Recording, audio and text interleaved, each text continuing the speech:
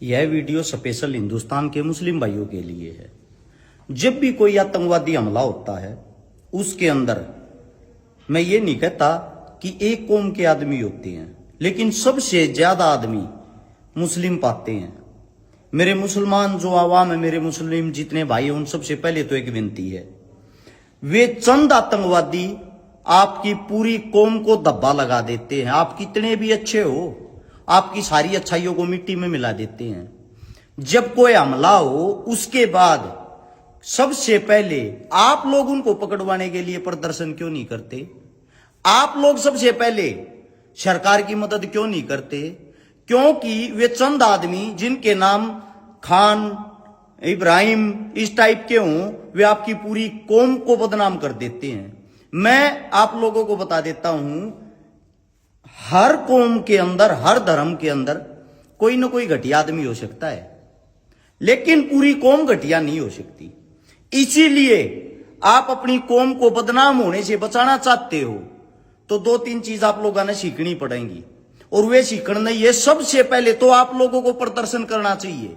इतना बड़ा पहलगांव के अंदर हमला हुआ है, हमले के अंदर मैं आप लोगों को बता देता हूं, जाति पूछ कर मारा गया, धर्म पूछ कर मारा गया। या नौबत किस लिए आई है? ये चंद कुछ पत्रकार साथी, सोशल मीडिया चलाने वाले, उन्होंने जाति धर्म को टारगेट कर करके इस लेवल पे, इस मुकाम पे पहुंचा दिया है कि आदमी आदमी का, जाति जाति की, धर्म धर्म का दुश्मन हो चुका है। और आप लोगों को एक बात और बता देता हूं भाई, किसी मुस्लिम को बुरा लगे 100 बार लगे, तुम्हारा अगर कोई सबसे बड़ा दुश्मन है वो है ओवैसी। अगर तुम ये सोचते हो कि ओवैसी तुम्हारी शान है या ओवैसी तुम्हारे लिए आवाज उठाता है, तो ये तुम्हारा सबसे बड़ा पागलपन है। वो पता है किस लिए? वो इसलिए ओवैसी की राजनीति आज तक आप लोग नहीं समझ पाए। हर टाइम वो अपने मुंह से जहर उगलता है हिंदुओं के नाम पे, जहर उगल के उसने लोगों की मानसिकता इतनी छोटी कर दी है कि जो हिंदू मुस्लिम है ना, आदमी ऑटोमेटिकली उनमें बट जाता है। और जब जब चुनाव आता है, गौर से देखना, जहां भी चुनाव आओगा, यूपी में आया हो, बंगाल में आया हो, राजस्थान में आया हो, ओवैसी ने उस टाइम जहर उगलना शुरू कर दिया, और जहर उगल के उसी जगह पर जाकर प्रदर्शन करता है। सपोज करो उत्तर प्रदेश के चुनाव में ओवैसी ने आकर प्रदर्शन कर दिया। अब हर सीट पर 7-8 जो हजार मुस्लिम वोटर हैं, जो उसके कट्टर समर्थक हैं, उनकी वोट वो ले है। क्यों? आप लोगों को लगता है हमारा मुसलमान भाई है, बड़ी अच्छी बात कहता है। वे वोट ले ली तुम्हारे से 8000 वोट, जो सरकार के विपक्ष में पड़नी थी, यानी कि बीजेपी के विपक्ष में पड़ती हैं वो वोटें, बीजेपी की तरफ तो जाती नहीं। अब बीजेपी की तरफ वो वोटें जाती नहीं तो वो विपक्ष में पड़ेंगी तो कहां जाएंगी? कांग्रेस को। और वे 8000 वोट पर्सनली तौर पे वो अपने घर वाले हैं, और हार जीत जो यार 3-4-5 हजार वोटा में हो जाए आ रहा है। और इसी कारण बीजेपी वहां से विन हो जाती है। उन 8000 जो वोट वो लेता है ना, उसके लिए आप लोग आज तक नहीं समझ पाए, वो भी बीजेपी पार्टी का ही एक हिस्सा है, सेकंड पार्ट है। आप लोगों ने बकावे है, वे 8000 वोट अपने गरवाजा है, और वहां जब बीजेपी की विजय प्राप्त हो जाए है, उस टाइम पर फिर चुपचाप लेगड़ जाए है। लेकिन वो जो उगल्या और जहर है वो बाद में दुख देवे है।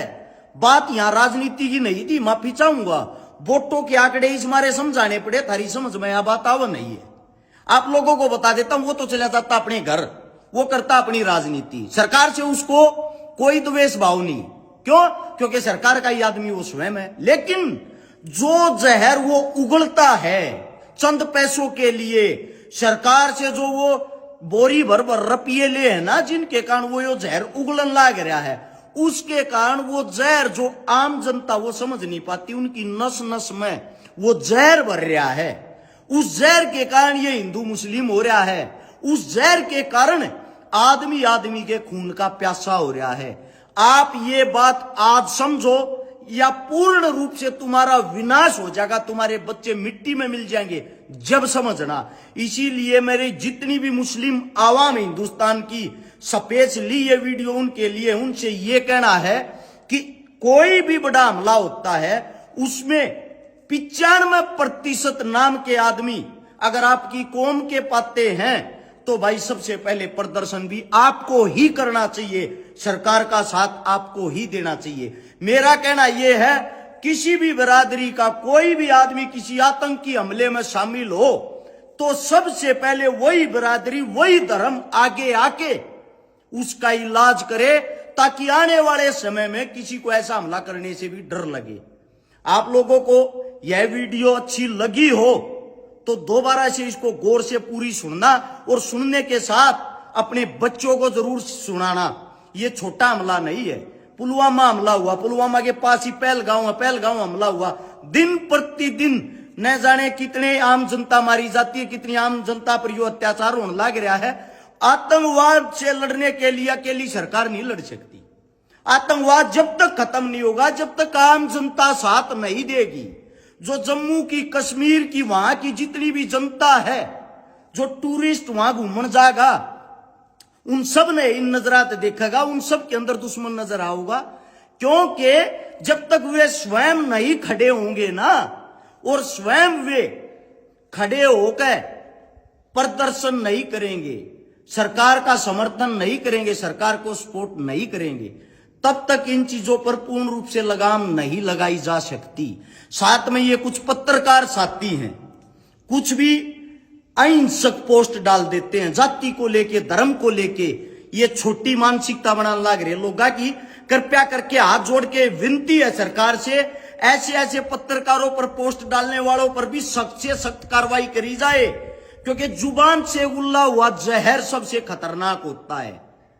और ये जो पहलगांव में हमला हुआ है काफी निंदनीय है, तुरंत उसकी जांच की जाए, क्योंकि जो खुफिया एजेंसी 6 अप्रैल को उनके पास ये जानकारी आ ली थी, खुफिया एजेंसी के पास, कि ऐसे ऐसे कुछ अन्य अपराधी टाइप के आदमी हमला कर सकते हैं, घुस आए हैं। और उसके बाद भी वहां 2000 से ज्यादा पर्यटक थे, उनकी सुरक्षा के लिए, बचाव के लिए वहां पर कोई भी एजेंसी, आर्मी कुछ भी मौजूद नहीं था।